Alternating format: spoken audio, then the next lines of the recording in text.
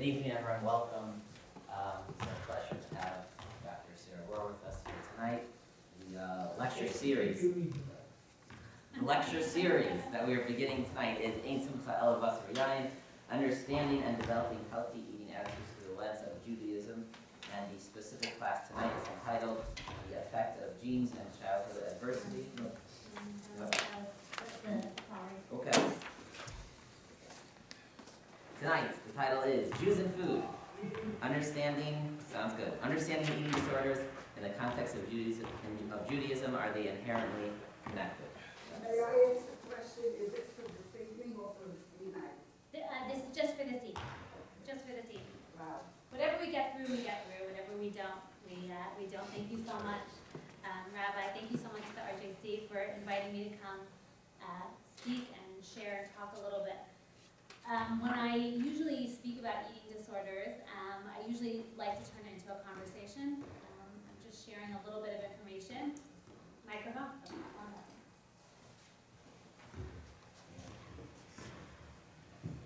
Is that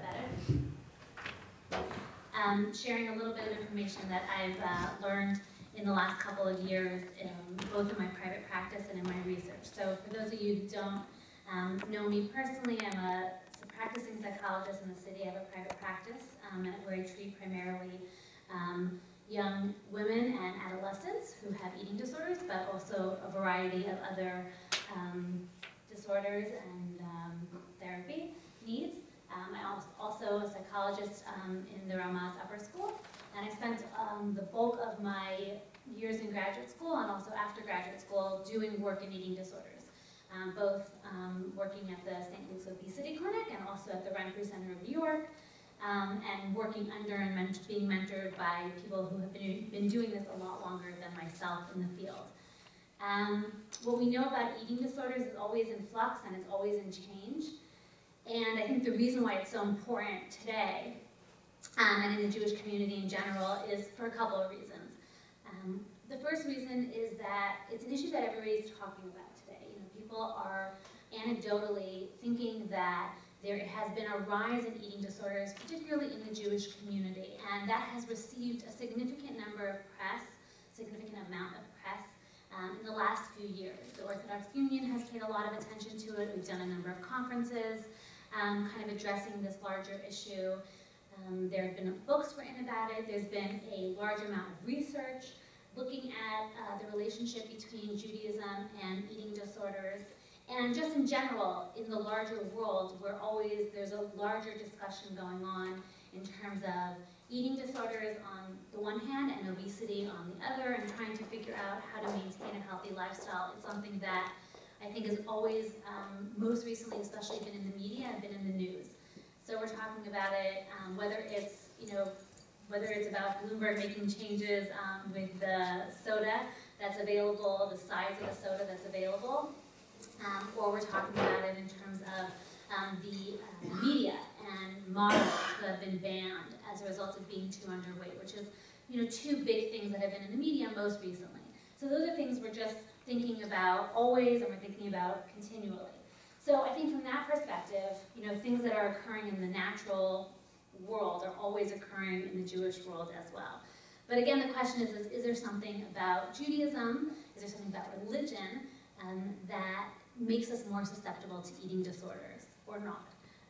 So that's kind of where we're headed this evening, is looking at eating disorders, understanding eating disorders in general, understanding religion vis-a-vis mental health in general, and also eating disorders. So just for those of you who aren't familiar, and again, stop me with questions or thoughts that you might have. Eating disorders are about 24 million Americans across ages. That's the most recent numbers. It's the highest psychiatric disorder that comes with a mortality rate, is eating disorders today. I think it said 35% of people that receive treatment for eating disorders also get treatment at a specialized facility, and it's, again, the highest mortality rate. Eating disorders branch across the spectrum. So I think the ones we're most familiar with are anorexia, or people who starve themselves, bulimia, people who, I would say overeat is not using the appropriate word, really consume large quantities of food in short periods of time and then but through some means get rid of that food, whether it's through purging, whether it's through exercise, whether it's through laxative use. There's eating disorder not specified, where you kind of fall into a middle category of behavior that just doesn't seem right. And obesity also is in the eating disorder spectrum when we're thinking about the larger continuum across the board. There's also something called night eating, which I'll just mention because it's something that's getting a lot of press, a little bit of press these days. I did some research in it, so I'm familiar with it, and also it just made its way into the new diagnostic manual that's coming out, I think pretty soon. And it's basically people who starve during the day and eat large quantities in the evening time. They're more likely to be obese and have other emotional eating type behaviors as well. So just to kind of give the full spectrum. So that's eating disorders on a continuum. Just thinking about eating disorders, thinking about the different behaviors that people engage in, and that's to say nothing of the effect that you have on people who engage in disordered eating. So when we do studies, we look at the amount of people that are dieting, the amount of people that are watching themselves. The numbers all of a sudden like shoot up really high. And that's just kind of the normal ebbs and flow when we're looking at that. We're looking at the world in general, the country in general, people in general who are dieting, and thinking about when that crosses over into disordered eating and when that crosses over into eating disorders. So it's not a simple, clear-cut pattern of behavior, and it differentiates itself, and the studies differentiate themselves as well. So it's important just to think about the fact that some people have disordered eating, and that doesn't necessarily mean they have an eating disorder. That's just an important thing to just kind of put out there, especially in today's day and age. Religion and mental health. Any thoughts before I kind of launch and share a lot of information with you? You mentioned that there's been an increased amount of eating disorders in the Jewish community in the last years. Do they know why? Well, that's where we're heading. So what I'm going to answer that question twofold. And the first thing I want to answer that question with is to say there's been a conjecture and there's been a worry that there's been an increase in eating disorders in the Orthodox community specifically, and in the Jewish community at large. And the question was whether that rise in eating disorders is larger than the general prevalent community sample out there. And from a research perspective, which I'm kind of going to move towards the end, but I want to address the question. From a research perspective, it's not 100% that eating disorders in the Jewish community are any more prevalent than in the mainstream community. The reason that we've started asking a lot of questions is more from an anecdotal perspective, that when we go to somebody like myself who's in a private practice and someone says to me, have you seen a rise in the number of people that are coming through your office? Have you seen a rise in the number of phone calls that you're getting when you're consulting? Have you seen a rise in the parents that are asking you questions? So I might say, yeah, I think I have seen a rise in the sheer amount of cases I've been hearing about, and parents that have expressed concern, or schools that have expressed concern. But when we dump that into research, does it pull out? Not 100%. I think it's a little bit, it's a little give and take.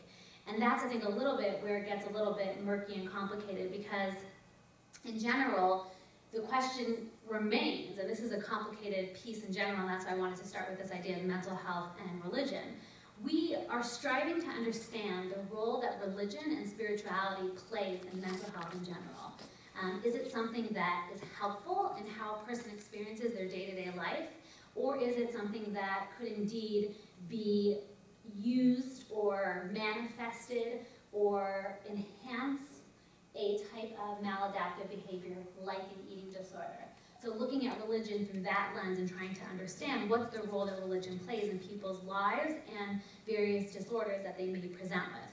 Just a half a second. Yeah. I don't call it a disorder in the Jewish life, but they're enjoying all the machot because it's always with a lot of food. Always. You can't no getting away with it. Yeah, I'm going to address that in 1 second. Yeah, I was saying, I've always heard that the real problem starts in shul and Shabbos when you trying to keep the kids quiet. And you have to go big. Right. Well, I want to address this issue because one of the things that we always think about, eating disorders, people who work in eating disorders have this tendency. We walk into rooms and we tell you all the terrible things about food.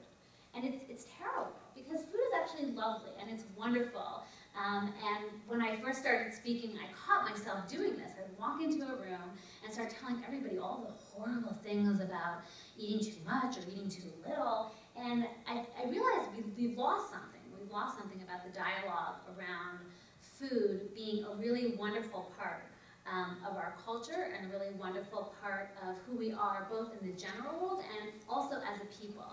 So one of the things I always like to think about is that before I even think about where perhaps Judaism potentially is promoting eating disorders or enabling eating disorders, I like to think about where we've done right with food. And so one way where we've done it really well and really right is that in Judaism, food is about meaning, it's about celebration, it's about building relationships, it's about communication, it's about friendships. There's one way to look at the Shabbat meal, which is, it's so much food. But there's another way to look at the Shabbat meal, which is what it was initially intended as a time for everybody to come around the table and be able to share and be able to sit together and communicate and dialogue around food. So I think about the idea that when somebody has a baby, the first thing that pops up are people sending meals to another person. When somebody's not feeling well, the community rallies around and wants to help them provide basic necessities. So it's an expression of chesed, it's an expression of kindness. I think about it from a symbolic perspective. When people return from a Beit Avel, when they've just buried somebody, unfortunately, we have a meal with an egg. So we use it symbolically for life. We just finished Tu B'Shvat. We celebrated the whole day of Tu B'Shvat as about eating new fruits that are symbolic of growth and plenishment and plenty. We think about it on Rosh Hashanah for a new year, all the simanim, all the symbols of the different foods that we eat. So from just a purely food perspective, it's a really wonderful opportunity. And I think the first place that people go to when we're talking about religion and Judaism and eating disorders is this Shabbat meal. Oh, it's because we have so many meals. And the other thing everybody says is just look at the Jewish calendar. We're either feasting or fasting. Like for every feast day, you have a fast day. First it's Rosh Hashanah, and then it's Tzom Gedalia. And then it's Yom Kippur, and then it's Sukkot. So we must be making ourselves eating disordered by having this type of balance. I think it's a little simplistic, and I also think it's also missing a real rich opportunity in terms of thinking about food and thinking about family and thinking about coming together around a table. Particularly when we think about the fact that one of the best studies out there that I notoriously quote, that I actually think I forgot to put on your handout, is a study by Fulkerson. And he basically says, what I call it is eat at home, save your life. Which is basically that there's a very clear relationship between the number of family meals that people have at home and positive associations. And actually it's a protective factor for lots of at-risk behaviors, whether it's teenage risk behaviors, like teenage pregnancies, drugs, smoking, any at-risk behavior that you could think of, and it's also a real buffer for depression, anxiety, and the opposite is also true. I one time shared this with a client of mine, because I always try to get a sense of what's happening in the home, and she said to me, I had lots of family meals every night, and they were terrible. I don't know what you're talking about. And so I realized I had to caveat this with a very, very important piece. It's not sitting around the table and having a family meal. Sitting around the table and having a family meal when one person's on a cell phone, another person's doing work, and everybody's fighting is not the family meal that's going to save your life. The family meal that saves your life is the no technology at the table, sitting around, having an opportunity to dialogue and share what's going on with your day. I think it used to be that when they originally cited this, David Pelkowitz is very known for citing this study. When they originally cited the study, it would basically say the number of family meals you could have at your home, like 3, 4, 5 times a week, was the better off you were. I was recently thinking about this. I'm saying to myself, we live in a really much more complicated world today than we did many years ago. And children aren't coming home from school until 7 o'clock at night. People are not coming home from work till 8 o'clock at night. The actual number of meals that happen around dinner time in any given home, I bet, is easy. 2 to 3 dinner slots. You have a kid, depending on the size of your family, depending on your own preferences. You have different meal times happening. And so I actually changed it from what we imagine to be a family meal. In other words, everybody sitting around the table and everybody eating together, to a parent sitting at the table with kids, having a family meal and talking and sharing. Everyone doesn't have to be eating, it's good modeling, but I think that's next week's session. But it's about really coming together and sharing. And so I think the same is true for that big Shabbat meal that everybody's worried about the food. It's really an opportunity to come together and to share and to dialogue.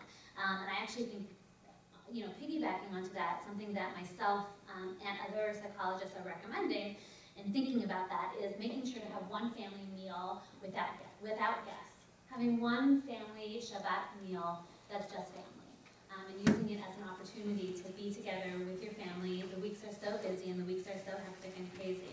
And we're so inclined to have tons of guests for Shabbat, but sometimes we forget that we also need to spend that time with our family and make sure that our family is feeling loved and taken care of and heard, and using that as an opportunity as well. So something that some of us are throwing out there as a take-home is thinking about having one Shabbat meal that's just your family, and not having guests that meal.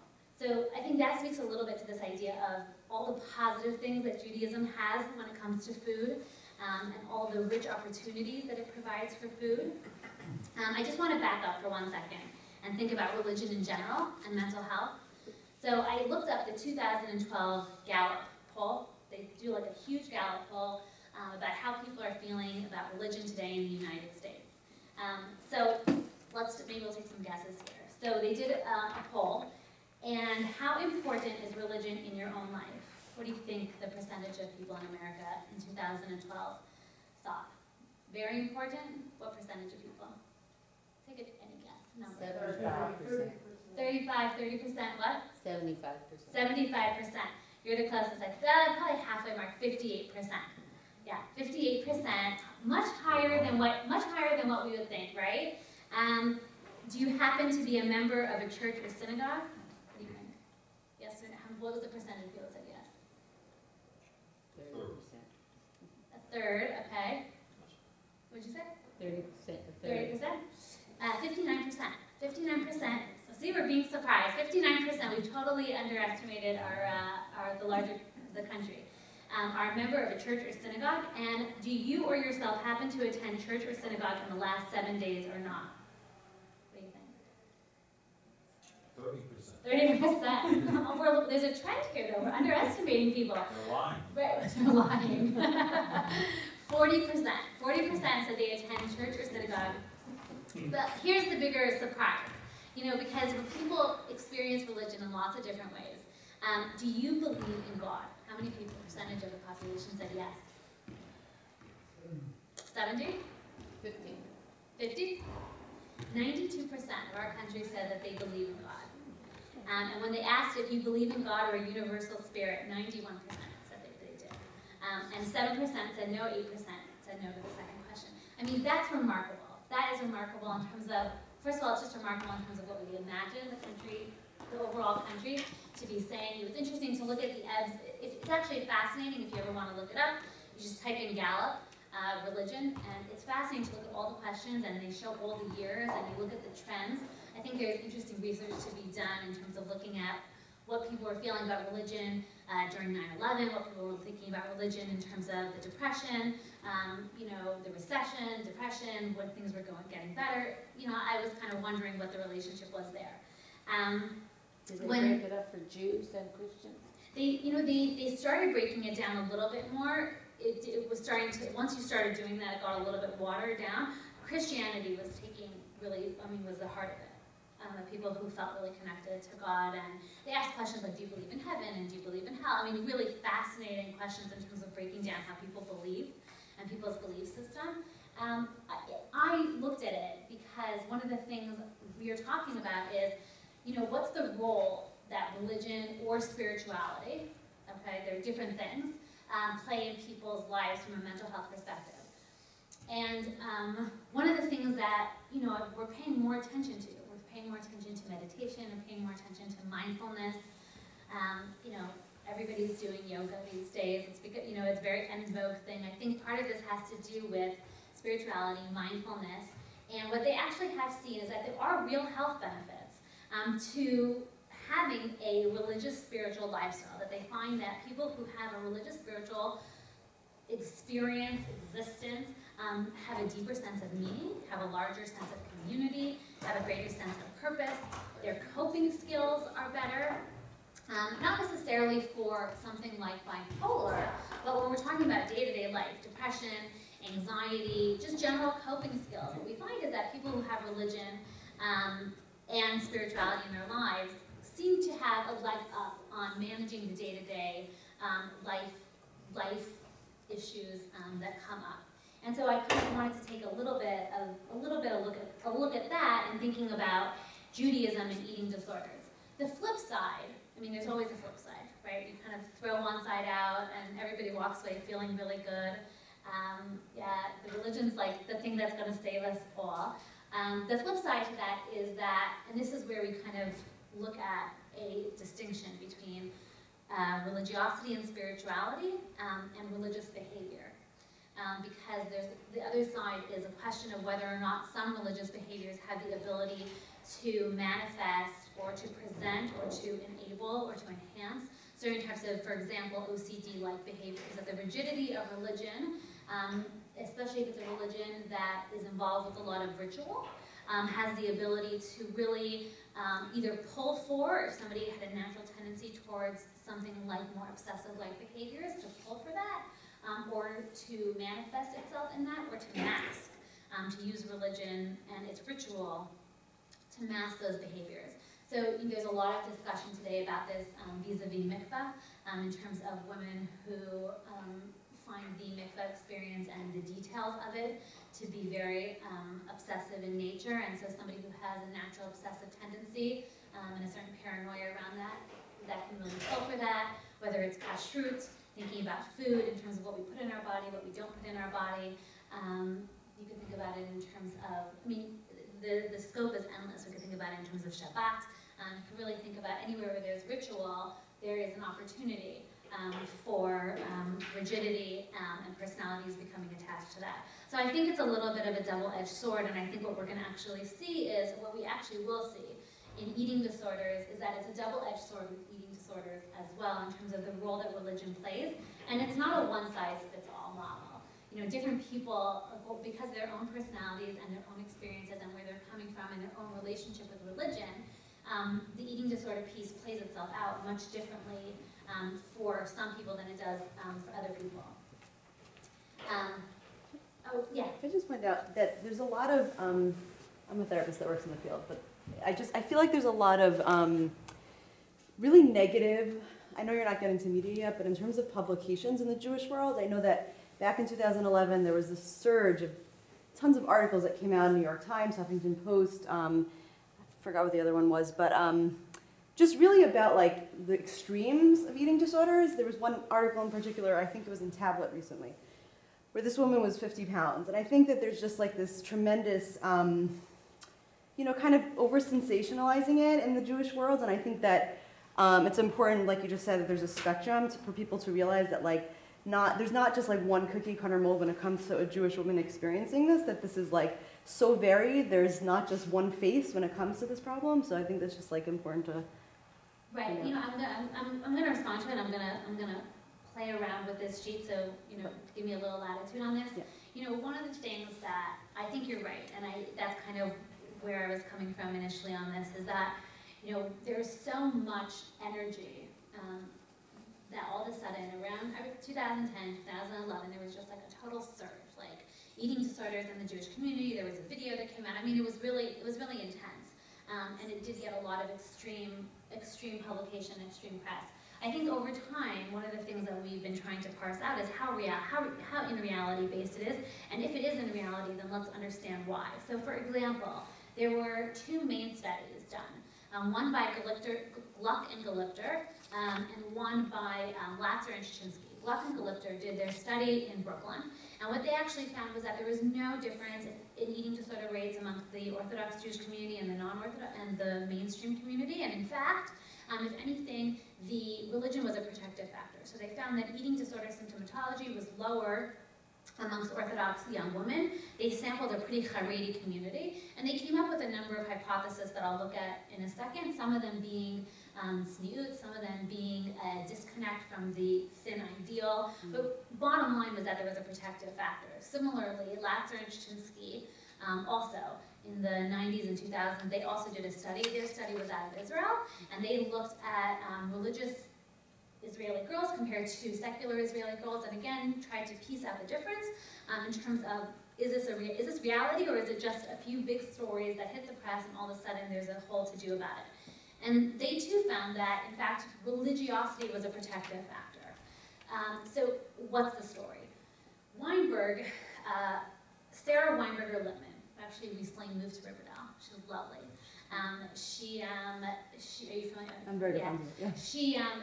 If anybody, I mean, she has written such 3 fabulous articles on eating disorders and the Jewish community in lots of different ways. And one of the things that I think she started to piece out of this is that what's going on here? There's something a little more sensitive that we have to be looking at, and we have to be breaking it down. So one thing that we looked at was, are we talking about people who have full-blown eating disorders? Are we talking about people who just have disordered eating behaviors? And is there disordered eating behaviors, which is a, look, when you have disordered eating, you're much more at risk for an eating disorder. So is that a precursor to eating disorder? And is that rate higher in the Orthodox Jewish community? And is that something we want to be paying attention to? There's an interesting study I just looked at by somebody named Kim. And she was looking at it from the obesity spectrum. She asked people to guess their weight. In other words, do you think you're overweight? Do you think you're underweight? Do you think you're normal weight? And what they found was people who had religion in their life, by and large, all guessed their weight. They guessed that they were more underweight than they were. In other words, they were more overweight than they thought they were, and they perceived themselves to be more underweight. Not underweight in an unhealthy way, but just they perceived their weight to be less than it was. Except for Orthodox Jewish women. Orthodox, this is fascinating. This is an off-the-radar study that I came up with when I was trying to find new research that basically found that amongst Orthodox Jewish women, they were perceiving their weight to be more overweight than it was in reality. And the question that the article finished off with at the end was, what's going on in the Orthodox Jewish world? And the study was done on your sheet. It was done recently. It was done in 2007. It's an article by Kim, Karen Hai-Chun Kim, 2007. So that's a pretty recent study that was kind of indicating that there might be something else going on amongst religious Orthodox women. The other thing that's become exceedingly fascinating is one thing that we found is that when we look specifically, when we break this down a little bit and try to understand anorexia and bulimia specifically, and this to me is the most meaningful piece and the most takeaway piece, is that when you look at how people experience religion, that's where the eating disorder comes in. In other words, when you give people a study, Alpert, way back when, I think in 1960, developed a religiosity scale. It subsequently has been redone multiple times over. But the bottom line of this study is that he looks at intrinsic levels of religiosity and extrinsic levels of religiosity. In other words, why are you from? Why are you religious? Why are you observant? Is it intrinsic? Is it something you feel very connected to? You feel a connection to God, you feel a connection to religion, or is it more extrinsic based? In other words, it's perhaps for social acceptance, perhaps it's for perception, perhaps it's for, so for example, I'll just give you some questions on the extrinsic scale. It's that although I believe in my religion, I feel there are many more important things in my life. I pray chiefly because I have been taught to pray. A primary reason for my interest in religion is that my church is a congenial social activity. Those are some of the extrinsic. On the intrinsic, it is important for me to spend periods of time in private religious thought and meditation. I try hard to carry my religion over into all my other dealings in life. I read literature about my faith. My religious beliefs are really what lie behind my whole approach to life. So one of the things that they found was that people who have an intrinsic sense of religion, in other words, it's what they believe in. It is part of their belief, it's part of their personality, it's part of an identity of who they are. Those people, religion protected against eating disorders because because they had a very strong sense of self, a very strong sense of identity, and a very strong sense of core. But what they found was that for people who were more extrinsic related in their levels of religiosity, in other words, I'm doing it because everybody else is doing it on some level, and I'm not sure how much it's part of really my own identity. It's more of a persona. Those people were much more susceptible to specifically bulimia, which makes a lot of sense, because one of the things I hear a lot about in my own practice is clients who come from extraordinarily religious homes, and it doesn't feel right, but it's what you do. It is who you are. This is how you have been raised, and this is how you will behave, and this is what you will do, and it doesn't fit right. I often see it also with people coming back from seminary, and this lends itself into another discussion in terms of, I think, some of the discussion around eating disorders and orthodoxy that's received a lot of press, which is the shidduch crisis, quote unquote, and the dating experience, which is that the more you are supposed to be a certain mold, right? The more you're supposed to look, and that comes in with the form of religion also. The more that you're experiencing your religion is not necessarily about how you can be and how it's going to work for you on some level, but the more that it's about becoming a certain cookie cutter mold, the more internal strife you experience as a person going through your day-to-day life. There was an article just last year about having plastic surgery. Like they were this woman was endorsing plastic Correct. surgery, Correct. telling people who are single that are not getting married to Correct. spend money on that. I mean, that's problematic. That's something that really needs to be Right. spoken about in the community, I think. Right, I agree. I think the other piece that I guess, I'm thinking about more from a protective factor going forward is thinking about how to help our teenagers really develop strong religious identities that work for them. And thinking about what that actually means going forward for people, because one of the things we know that is a vulnerable aspect for eating disorders is the most vulnerable time for an eating disorder is in a transition time. When you're transitioning, any transition, so a big transition from high school to college, high school to Israel, Israel to college, single to getting married, any big life transition, you're most susceptible to an eating disorder because there's a destabilizing moment, potentially. And the more grounded you are as a human being, the more grounded you are as a person, the more grounded you are with yourself and your identity, the more that you are the less you're going to be destabilized. And that goes back to this identity piece. And so the more that your identity, yourself, is extraordinarily strong in who you are, I think the more, and that comes into religion, in terms of how are we developing strong religious identities as people and human beings. So I think that to me is a huge piece that I think is getting played out. But the other piece that's really powerful and really strong is this idea of the superwoman ideal. That is what is being called today. I think it's actually true now of men as well. There was recently a study, and I'm using women so much, and I'm really not being fair because the rise of eating disorders among men is really growing.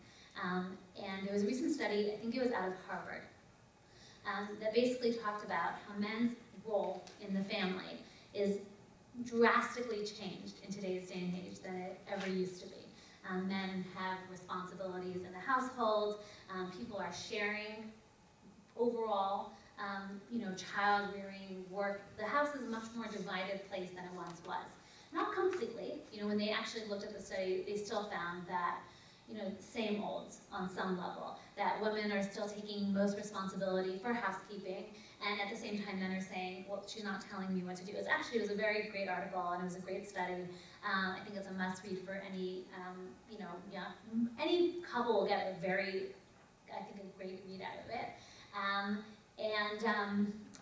It basically was talking also about, so as much as we're talking about this superwoman ideal, that I think in particularly in the Orthodox world has gotten much more intensity over the years. In other words, we're asking girls and women and men to be extraordinarily highly academic. We want them to achieve on all fronts and be beautiful doing it. And I think that experience is becoming, is very clearly related in the literature and in the research to eating disorder behaviors. as it relates to thinness, as it relates to aestheticism, as it relates to just trying to be it all. And I think on some level, young people today are all involved in this as we juggle lots of different aspects in our life.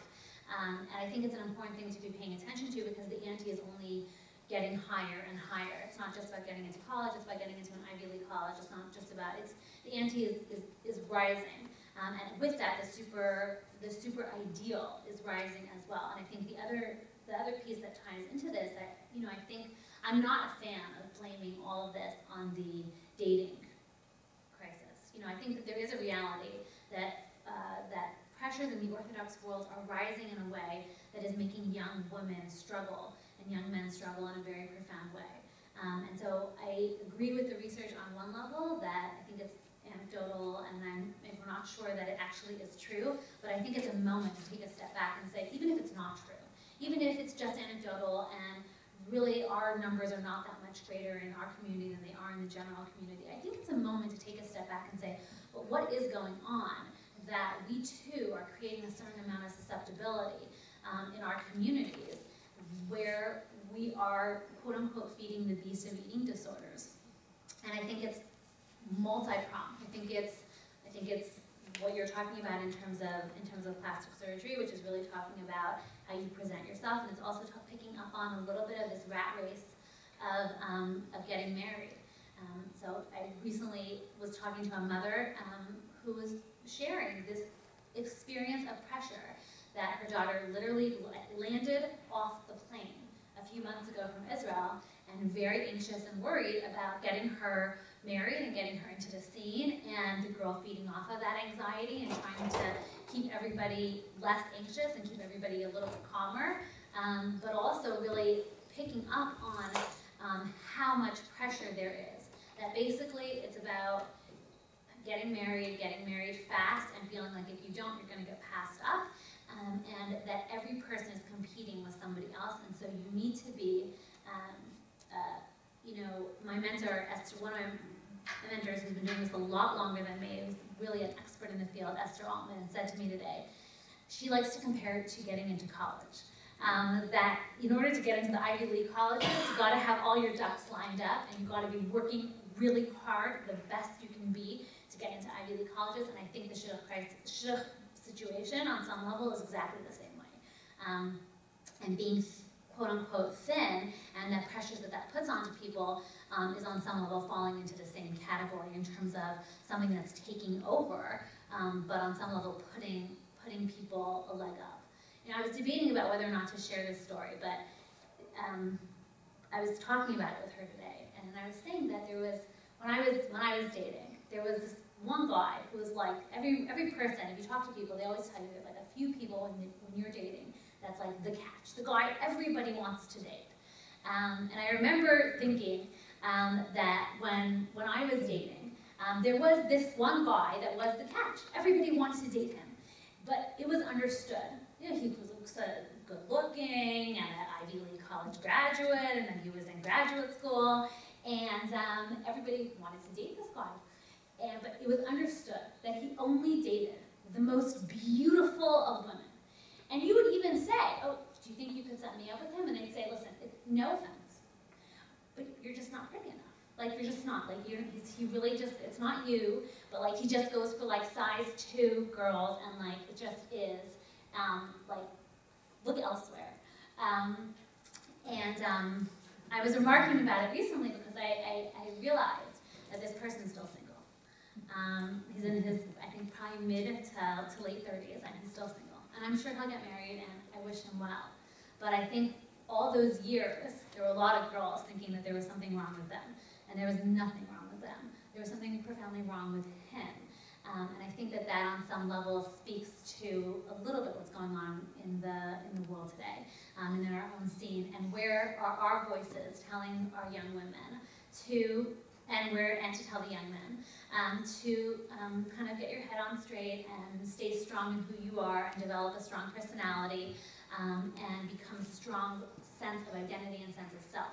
And so I think that when people, when people talk about what we can do to prevent eating disorders in the Jewish world, and they want people to come in and talk to young Jewish girls about eating disorders, I like to say is, don't spend your time talking about eating disorders to young Jewish girls and boys. They know about eating disorders. They watch the media, they read books, they know everything there is to know about eating disorders. Let's talk to them about developing strong senses of self. Let's talk to them about developing strong senses of identity, whether that's religious identity, personal identities, goals, dreams, kind of really strong markers into making them strong human beings and strong people.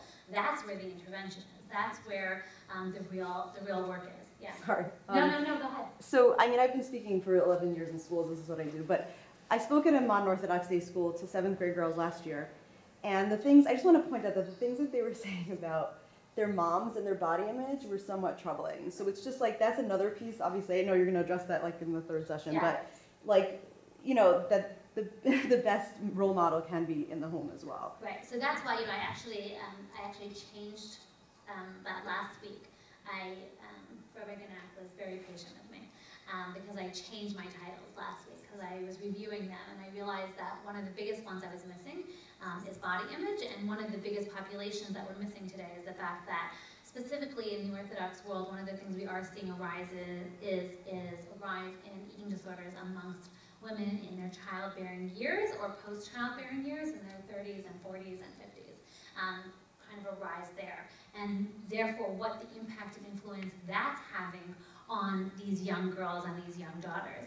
Whenever I speak at schools to parents, I spend the majority of the evening talking parents down from the ledge on this one. And I'm usually parents are like fighting me on this one. In terms of really trying to set the model, and so that's why I decided to spend the bulk of the third class on that. The second one and the third one in terms of healthy eating, and the third one on body image. The last thing, yeah. Are you putting overweight also into the eating disorders for women in their 30s, 40s? Yeah. Yeah, eating disorders goes across the spectrum because whether you're under eating or whether you're overeating, you're not using food the way you're supposed to use food. I wanted to just bring one last point at the end, which was this is I think such a good study, which was there was a study that looked at I don't know if it was Orthodox women, it was Jewish women from Muslim communities in Israel. And basically what it was looking at the breakdown between Sephardic women and Ashkenazi women in eating disorders, particularly women who came, basically communities that fled from the Muslim countries under great duress and immigrated to Israel, and post-Holocaust second generation people who came to Israel post-Holocaust. And they wanted to see if there was a difference in disordered eating and eating disorder rates among the two communities. And there was. Any guess in which direction? What? Had what? Had a bigger problem. It was fascinating. It's true. The Ashkenazi community had a significantly bigger problem. And one of the things that they looked at was they said that a couple reasons. One is that when the Ashkenazi post-Holocaust emigrated to Israel, or really fled to Israel post-Holocaust, they came alone. They came as individuals. They came alone. They came shattered. And the Muslim communities, though they were fleeing, they came as a united group, as a united whole. And they emigrated as families, and they emigrated as groups. And the other thing that they talked about was how much food is a cultural aspect in the Sephardic Jewish communities. So I can tell you just from personal stories, since most of my family is Sephardic, that the best story I can use to express this is that when my grandmother would cook she had one of 12 siblings. She had 3 brothers, and the rest were sisters, and they were all very close. And whenever they cooked for any family affair, they all cooked together in one house, and they all got together at a certain time, and everybody was like a big family event. No matter what you were making. You could be making cookies, you could be making bread, whatever it was, everybody got together. Up until recently. I mean, this is how this family functions. And one of the things that's fascinating about it is that food coming together to cook was not just about cooking the food, it was about really coming together. So if my mother was going, because it then became generational over the years. So if somebody got engaged. So if you would ask, what time am I supposed to come over to get ready and get going to start cooking? The answer is, I'm not sure, come by in the morning, we'll take the dough, so that's what they do, all these things require like big yeast doughs, and then we'll sit, we'll have a cup of coffee, and then like when we feel like we're ready to go, we'll get going. And that would usually mean that they'd start, they would take their dough at 8:30 in the morning, and then they would sit down for a cup of coffee, and they'd probably start baking around 11 o'clock, which would be a whole day affair. And so one of the things I think it speaks to a little bit is this idea of using food in a real cultural perspective and everybody really coming together and experiencing food in a really positive way. The other thing I didn't get a chance to touch on this evening, which I think is an important aspect, is the role of sexuality in eating disorders as well. And I bring that up in the context of this because the other thing that the Sephardic community celebrates is the mikveh experience. They have something called a café de baño, which is after a person has gone to the mikveh for the first time, they make a huge party, like a huge tea party.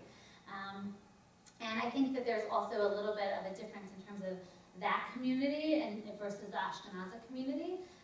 Also a little bit in terms of it being extraordinarily secret, and the role that sexuality plays in eating disorders also is really complex, and I don't want to minimize that as well, though I see the time is going. But I just kind of wanted to, and the other piece to this a little bit is knowing that, I think the other reason that we are talking a lot about eating disorders on the rise is that in second, third generation Holocaust survivor families, intense Holocaust survivor families, there seems to also be a rise in eating disorders as well.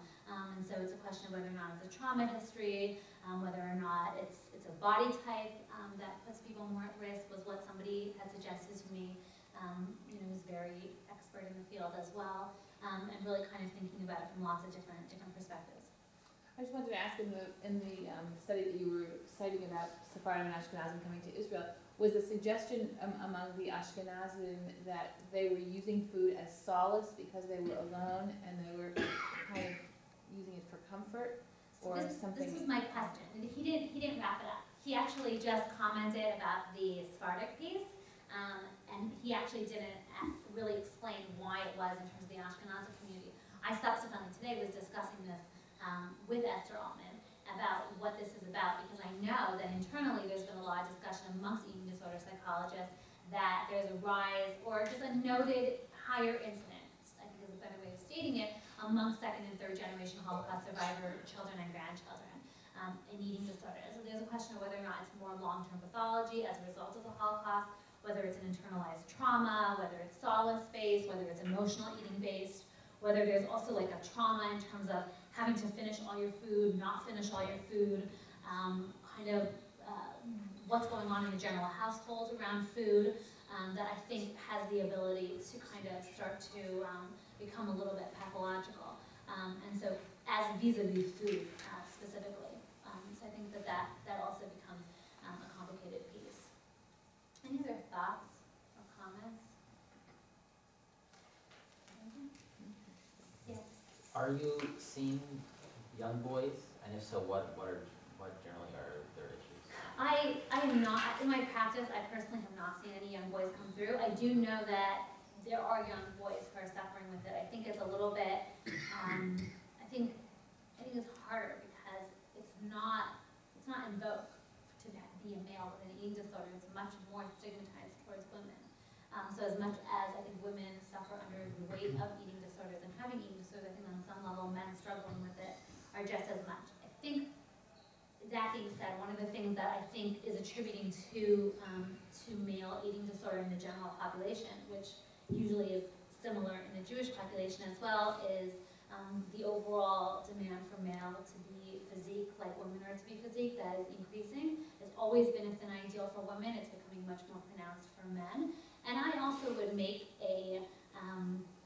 I would add a leap and say that I would hypothesize that I think there is going to be similar to a superwoman ideal that is having a lot of discussion around in the Jewish community right now in terms of women having to do it all and be it all. I think that there is going to be a match for men also, particularly thinking about financial scenarios and the current financial state as it is in terms of the financial demands on families. So men are being put under also a lot of duress in terms of bringing in a significant amount of salary. I think that's true for women also, but I think it's extremely true of men. If you think about women still as bearing the responsibility for the home, I think we still think of men as bearing the responsibility financially, though a lot of the new statistics show that women are, outperforming men in the workforce and financially as well. So I think that demands on men and their participation in the household, whether it's childcare, whether it's just being there, responsibilities, etc. I think it's going to create a certain amount of internal pressure, and we may see it present as eating disorders, we may see it present as something else, but I wonder if that is somewhere the literature may go or may not go. Well, the film Hungry to be Heard is a great example. I was in the film. It was a great example of, they had a boy featured in the film, and he really, it might have had two. Two boys, I think. I don't remember, but definitely really highlighted what he went through. The boy was, I think he was actually engaged once, and he really talked about his struggles. So I think it's a great example. It highlights well. Yeah, I also think there's probably also, in terms of thinking about female sexuality, one of the things we didn't get a chance to touch upon was the role that modesty and dress plays into eating disorders, which has been a general discussion as well for a lot of women, and so. I imagine there might also be some aspect of male sexuality as well that's playing a role potentially in eating disorders. So I think the story is a little complicated. I think it's going to kind of yet to be told, and we're just looking at it across the board. Yeah. When you talk about modesty and dress, how do you relate that? Are you eating disorder? Is that? So it's complicated. It's complex. I think there's one aspect. Yeah. What's the question? Didn't hear that. Oh, sorry. The question was modesty and eating disorder. What's the connection there? Again, all hypotheses. I think one aspect is that yes, one of the things we do find amongst people who, particularly people who are struggling with eating disorders, is a change in dress. We've been stereotyped to think X, Y, and Z. So in terms of how somebody would appear, but particularly for people struggling with anorexia, you might see a much more disheveled look, a lack of self-care in terms of self-care of themselves and self-care of their body across the board, so more baggier clothing, etc. But one of the things that we were talking about a little bit was that one theory that was questionable is whether or not the fact that people are so forced to cover up is on some level very restricting and constricting to people who it doesn't work for. One thing that I was thinking about and hypothesizing is that when we think about dress, so that the more covered up you are, the less quote unquote you have to work with. So not everybody looks good in a uniform. Not everyone looks good in the same pleated skirt. Not everyone looks good. Everyone's body types are very different. That's why there are different clothing lines out there. And every person deserves to feel like they look attractive in the thing that they're wearing. And when you limit what people can wear, your ability to feel good about how you're dressing can be extremely, impinged upon. And so I wonder a little bit in terms of thinking about this idea of snoot and modesty, about people feeling like they just don't know how to find a place for them to feel good about themselves in it. I think it's also just very restrictive when we think about ritual, when we think about rigidity, and thinking about whether or not somebody's actually feeling like this is a part of who they are, going back to this idea of intrinsic religiosity and extrinsic religiosity, and knowing that extrinsic religiosity, doing things to dress in a certain way to be part of a culture, and not feeling it as a part of you is a risk factor for an eating disorder. Is every person who struggles with that going to have an eating disorder? No, but a risk factor. Do you think a person's particular characteristics lend themselves more to being vulnerable to eating disorders? 100%. All of this is taking into consideration the fact that we know this is an added piece, an added factor to what we already know about being vulnerable to an eating disorder. And being vulnerable to an eating disorder has so many complex layers, but a huge piece of it is family history, a huge piece of it is a person's own personality and a person's own character traits and their ability to how they engage, how they cope, and some of it's genetics, it's familial, it's character, it's a lot of different aspects and a lot of different components. It's not just one piece. And then when you add the religious piece into it, then the question becomes is that playing a role or is it not playing a role? So the general, when they looked at a study that said if you take, if you have a strong sense of religion, but you have a family history of an eating disorder, is that going to mediate the effects of an eating disorder? What they found was, yeah, they found that religion will, healthy religion, intrinsic religion, sense of religion, religious identity, would mediate even a family risk for an eating disorder, but there are so many other complex aspects that can contribute to an eating disorder. To say that it's just religion is very simplistic view and just not accurate. I think it's one added piece of a person's entire experience of themselves, entire experience of their lifestyle, particularly given the weight of religion and how much people are involved in religion on a daily basis. So, The other side of it is, as we're discovering more of this situation, in the Jewish community, people explore how to get people out of the condition, how to get, healed.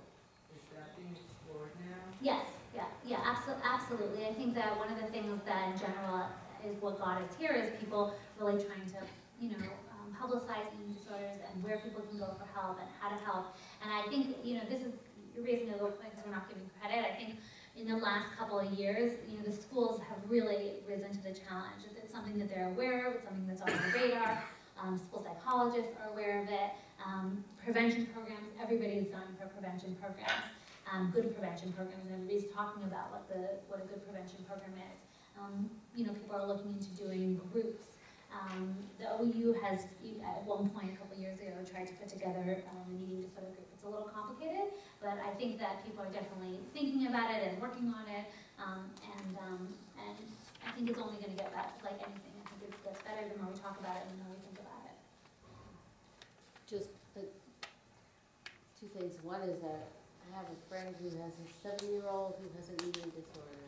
And 7. It's really quite scary.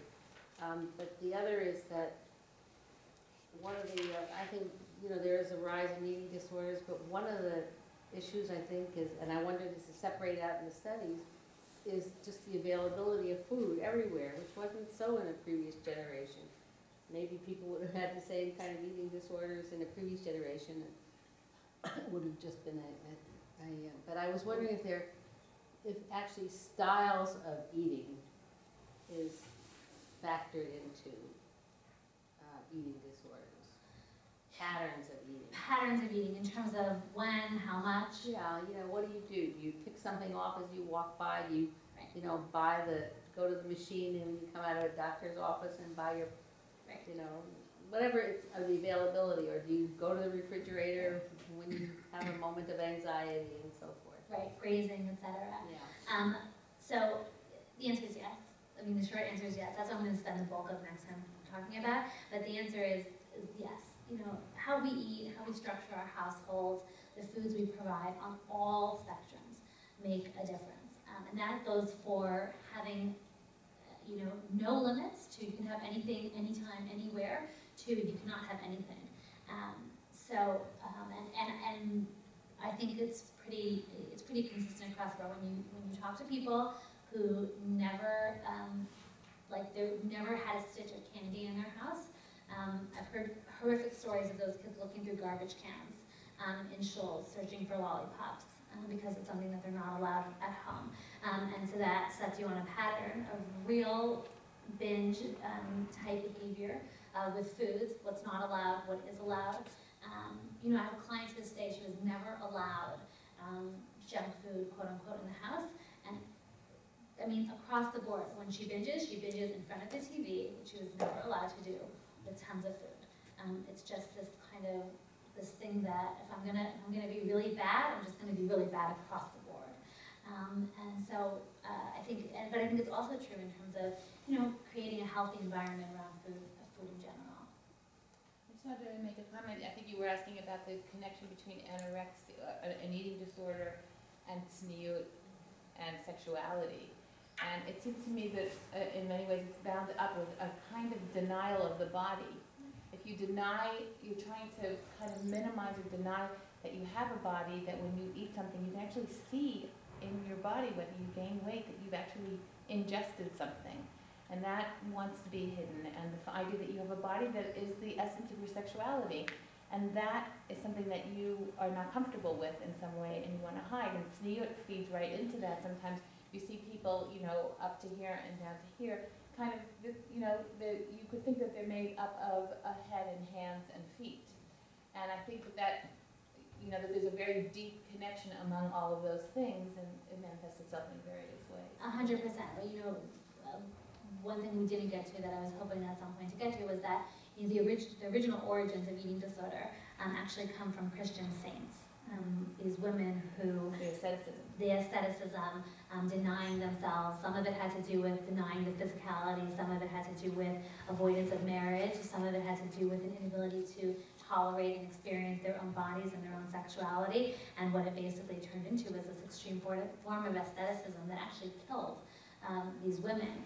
But it was elevated to this idea of saintlyhood. And on some level, we have this idea of asceticism in our own religion as well, in terms of how much can you deny ourselves, elevating the spiritual, elevating the physical to spiritual, and it becomes a really fine line from elevating the physical to spiritual to denying the physical on condition that it is spiritual. And I think that becomes a very fine line, and I think tzniut is the prime example. If it's good to cover your elbows, then it must be better to cover your wrist.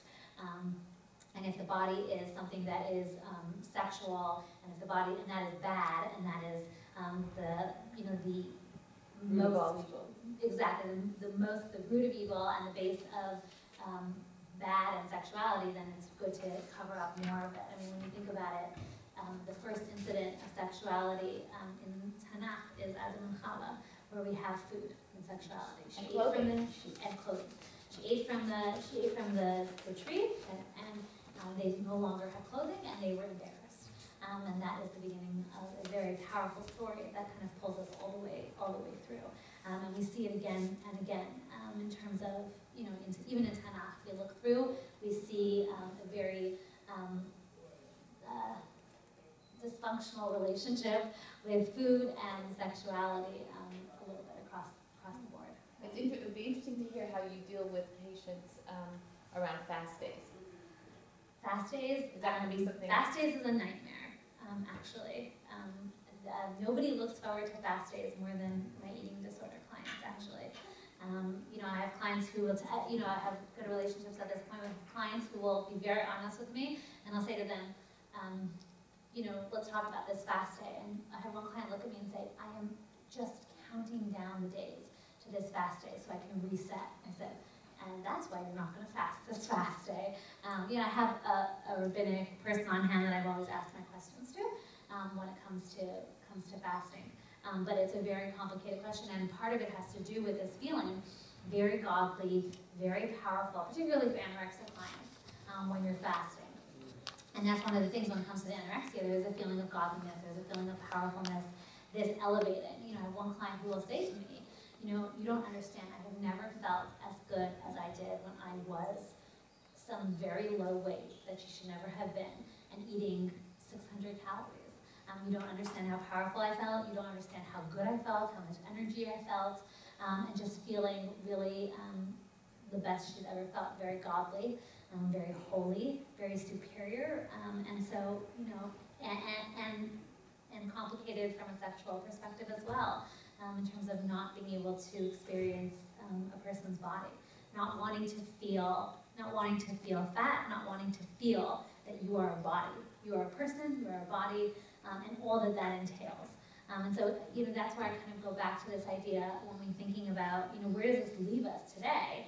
For me, it leaves us really thinking and moving in the direction of prevention programs in terms of really getting programs into high schools and into college programs that deal with self, that deal with sexuality, that deal with identity in a really healthy, positive way, and not worrying about telling them about all the warning signs of eating disorders that they should look out for in their friends, but really thinking about how they can develop into strong people.